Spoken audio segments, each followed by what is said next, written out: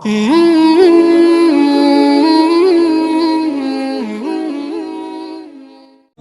تمہاری شادی ہونے والی ہے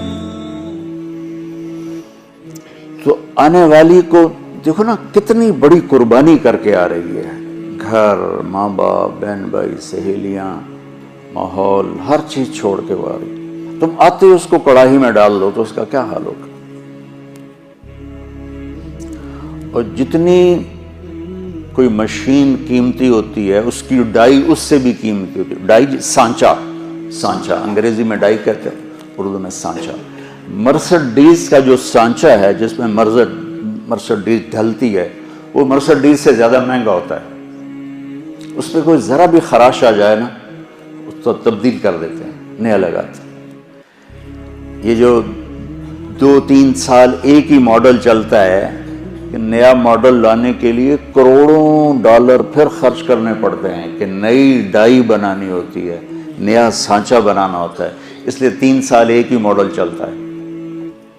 تو دنیا کی سب سے قیمتی مشین انسان ہے جس کا سانچہ ماں ہے، اس کی ڈائی ماں ہے.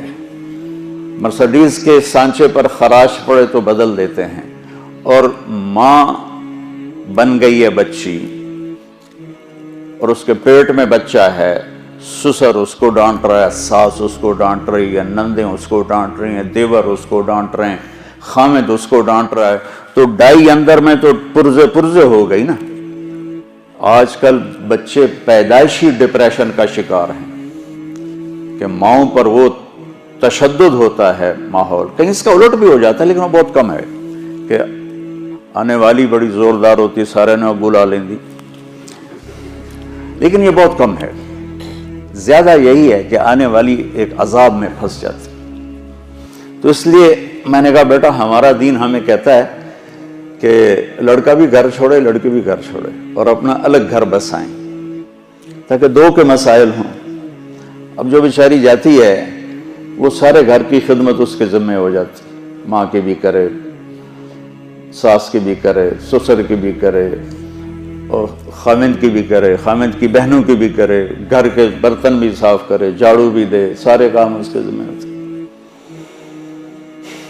میں تمہیں پہلے بھی کئی دفعہ سنا چکا ہوں کہ اللہ تعالیٰ نے یہ ماحول کیسے آنکھوں پہ پٹی باندھ دیتا ہے. ٹھیک ہے، میری شادی ہوئی فیصل آباد، میرا گاؤں. اس وقت وہاں بجلی بھی نہیں تھی، تو میری بیوی شہر سے اور وحشت زدہ ہماری جانگلی زبان وہ سمجھتے نہیں تھی، چپ کر کے بیٹھی رہتی تھی. تو وہ پھر میرے پاس روتی، تسی بولی جاندے ہو، میں نے پتہ ہی نہیں لگتا تسی آگ کی رہے ہو. ایسی کیفیت.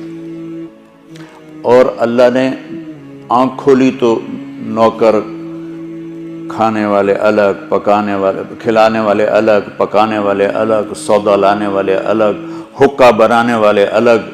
حکے کا ایک مستقل نوکر ہوتا تھا جس کا کام تھا صبح حکا تیار کر کے رکھنا اور پھر عصر کے بعد دوبارہ حکا تازہ کر کے رکھنا. اس وقت حکے پر پوری مجلس لگا کرتی تھی. تو میں نے اپنی ماں کو کبھی نہیں دیکھا کہ میری ماں کو اچھا پکانا بھی نہیں آتا تھا اور روٹی گول نہیں بنا سکتی تھی کیونکہ سارا کام تو نوکرانیاں کرتی تھیں.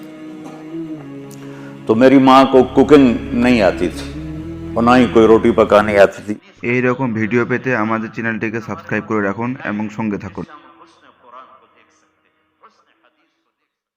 بطور عورت تھوڑا بہت وہ جانتی تھی لیکن چونکہ کام کرنے والیاں ہوتی تھیں تو ان کو بھی ضرورت نہیں پڑی. اب اس ماحول میں جرگا، پوری مجلس شورا بیٹھی ہے، پوری فیملی کی عورتیں اکٹھی ہیں اور گفتگو کیا ہو رہی ہے؟ تیری ماں تا چولہے تے سڑدی پئی ہوندی ہے تے بیگم تیری ٹھک تے پیڑے تے بیٹھی ہوندی، ٹھک تے منجی تے بیٹھی ہوندی. اور میں ہنس پڑا.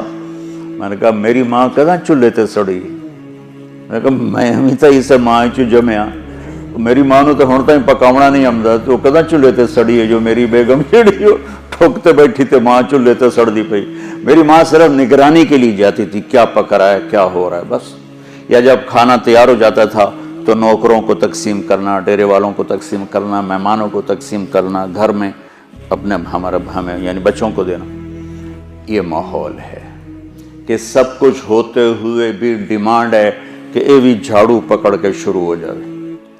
तो देखो बेटा, एक मनफी मिजाज होता है, जो मिंबर पे बैठे तो मनफी होगा, जो घर में जाएगा तो होगा, जिस जगह जाएगा वो उल्टा ही होगा। तो मैं तुम्हें उससे निकालना चाहता हूँ किसी तरह।